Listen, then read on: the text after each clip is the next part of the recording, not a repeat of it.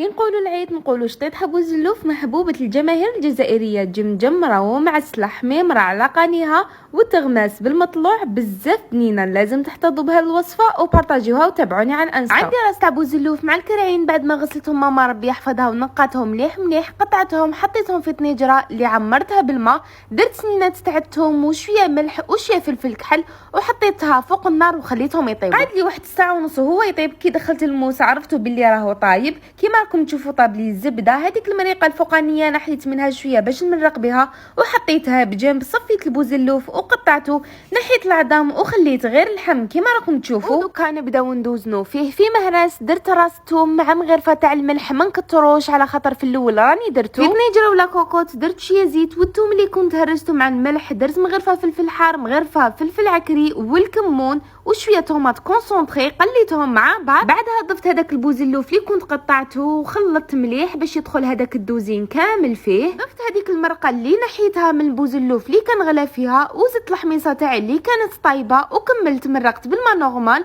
زدت حبيبه تاع الحار وخليته يطيب حتى يولي دايب ومجمر بلا ما نغلق عليه لا كوكوط. والبوزلوف تاعي راه طايب، صدقوني جا بزاف بنين، لازم عليكم تجربوه. وما بقى لي غير نقول لكم بالصحه والراحه.